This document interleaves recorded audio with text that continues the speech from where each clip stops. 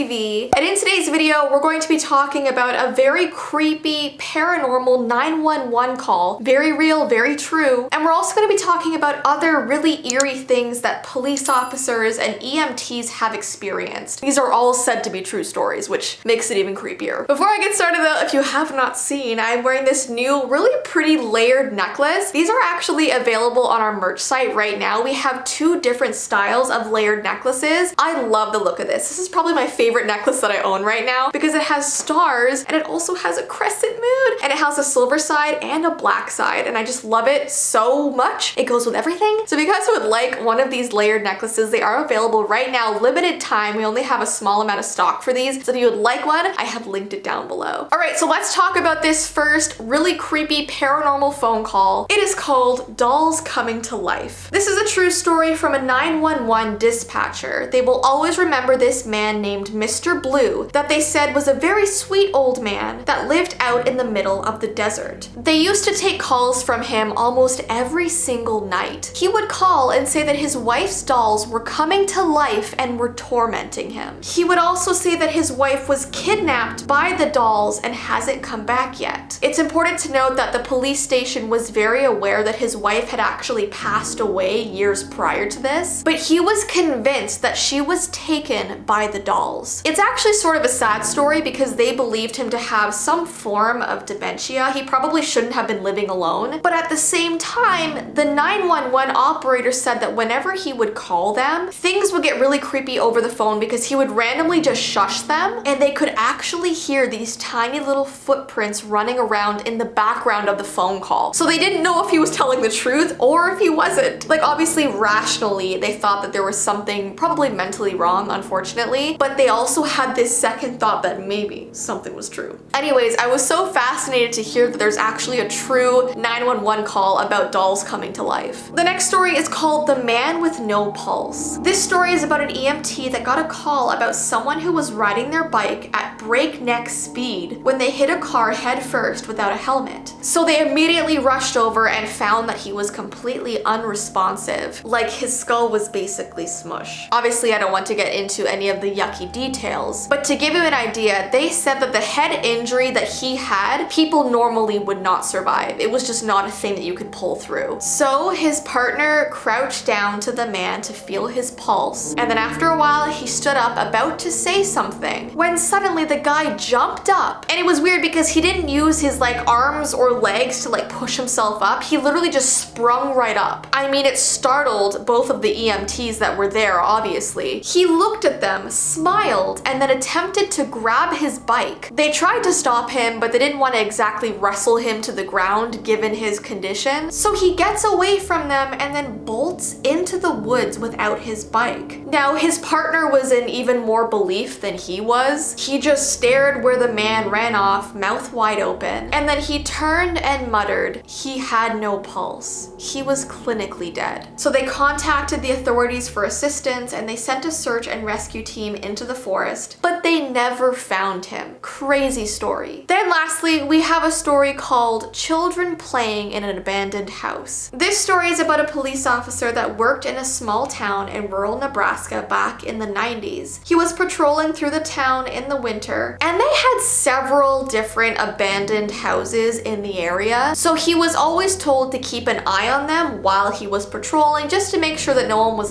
breaking into them. He drove by one house in particular around 7 p.m. and nothing looked out of the ordinary. But he drove by it again 2 hours later and he saw that the back door was wide open. And when he drove by it previously, it wasn't. The strangest thing though is that when he looked at the snow surrounding the house, he wasn't able to see any footprints leading to that door. So how the heck did somebody get inside? He called dispatch and told them that he was about to go investigate. So he entered the house with a flashlight to look around. Now the house had been previously gutted for the most part. The plaster walls have been torn down, debris piles were everywhere. And since there were no footprints around the door or in the snow, and he didn't see any footprints in the dust of the house, he chalked it up to maybe being the wind opening the door, or maybe it just opened up on its own known somehow. It was a very old house. And he was just about to leave when he heard this giant thump coming from upstairs, along with the sounds of children laughing. So he yelled, "Police department, come downstairs." But there was no answer, just more sounds of kids playing. So he calls and tells dispatch that it sounded like there were kids in the house. So he found the stairs and starts heading to the second level of the house. And he continues to hear thumps and scratching. So he starts to wonder, is it just an animal maybe? But he could have sworn that he heard kids laughing. The upstairs was relatively small, with a hallway at the top of the stairs that had one bedroom on the right, one straight ahead, and one to the left of the hall. So when he got to the top of the stairs, he heard this weird thump coming from the bedroom on the left. So he carefully peers around the corner into the room. Now the room is completely empty except for this pile of stuff and like debris in the very center of the room. And the creepiest part about this whole experience is that sitting on the very top of all of this debris was a page that was torn out of a children's book that had a picture of a police officer on it. The hair stood up on the back of his neck and he got out of that room as quick as possible, and he told dispatch that nobody was in the house. So he locked the door and never went back there ever again. How creepy would that be? Now those are the only 3 stories I'm going to be telling today, but there are so many more. So as usual, give this video a thumbs up if you want me to continue this series, because I definitely can. There are so many creepy 911 calls, creepy stories from police officers and ambulance drivers and all these people. So if you would like that, let me know. And yeah, don't forget, if you guys would like one of the new layered necklaces, I have also linked those down below. They're just so unique and pretty. I love them so much. If you would like one,